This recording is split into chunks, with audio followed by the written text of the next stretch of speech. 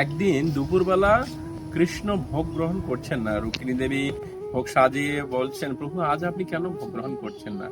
রুক্মিণী দেবী যখন বলছে, কৃষ্ণ তখন হাঁটাহাঁটি করছিল রুমের মধ্যে, তিনি পাইচারি করছেন কিন্তু কোনো ভোগ গ্রহণ করছেন না। তখন রুক্মিণী দেবীর অনুরোধে বলছে যে আমি খুব টেনশনে আছি, কেন আমার বোন বিপদে। বলছে আপনার বোন তো সুভদ্রা, সে তো কোনো বিপদে নেই, সে তো ভালো আছে।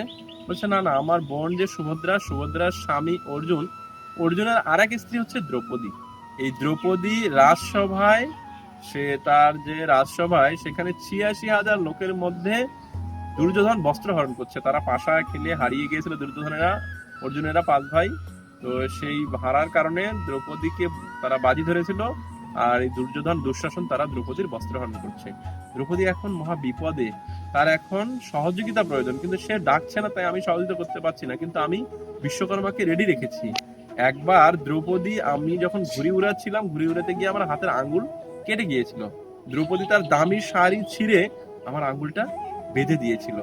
সেই সময় যে সে সামান্যতম সেবা করেছিল, সেই সেবার ঋণ পরিশোধ করার জন্য আজ আমি প্রস্তুত। আমি বিশ্বকর্মাকে বলে রেখেছি, অনেক বস্ত্র রেডি আছে, যখনই দ্রৌপদী ডাকবে সঙ্গে সঙ্গে আমি তাকে সহযোগিতা করব।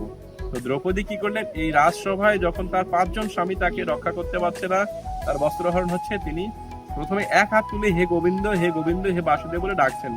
তারপরে তার যখন দুর্যোধন, যখন দুঃশাসন যখন বস্ত্র টানছে টানছে টানছে, এক পর্যায়ে যখন সমস্ত কাপড় শেষ, তার সম্মান রক্ষা হচ্ছে না, তখন তিনি ২ হাত ছেড়ে দিয়ে একদম হাত তুলে, ২ বাহু তুলে প্রার্থনা করছেন, হে গোবিন্দ আমাকে রক্ষা করো। যেই মাত্র এইরকম হাত তুলে প্রার্থনা করেছেন, সঙ্গে সঙ্গে বাসুদেব কৃষ্ণ বিশ্বকর্মাকে বলেছেন, এবং বিশ্বকর্মা এত বস্ত্র পাঠিয়ে দিয়েছে যে সেই বস্ত্র টানতে টানতে টানতে টানতে দুঃশাসন একদম মূর্ছা গিয়েছে। দুঃশাসনের আর কোনো চেতন জ্ঞান নেই। এদিকে বাসুদেবের কৃপায়, বাসুদেবের অশেষ করুণায় দ্রৌপদী রক্ষা পেয়ে গেল। বাসুদেব এই উপকারটি দ্রৌপদীর কেন করেছিল? যে দ্রৌপদীর ঋণ পরিশোধ করার জন্য। দ্রৌপদী যে তার বাসুদেবের যে সামান্য বস্ত্র দিয়ে যে সেবা করেছিল, সেই সেবার পরিণামে আজকে বাসুদেব দ্রৌপদীকে রক্ষা করলো। তাই আপনারাও যদি এরকম ভগবানের সামান্যতম সেবা করেন, ভগবান সেটা কখনো ভুলে না। সেই ঋণ পরিশোধ করার জন্য ভগবান সর্বদা প্রস্তুত থাকে। কখন তার ভক্তের কি প্রয়োজন হয়, তিনি তা দিয়ে এই ঋণ সেবা পরিশোধ করেন। তাই আপনারাও সকলে ভগবানের অপ্রাকৃত সেবায় যুক্ত হন। ভগবানের নানা রকম সেবা রয়েছে, যে কোনো একটি সেবায় আপনি যুক্ত হয়ে ভগবানের বিশেষ আশীর্বাদ, করুণা লাভ করুন। হরে কৃষ্ণ।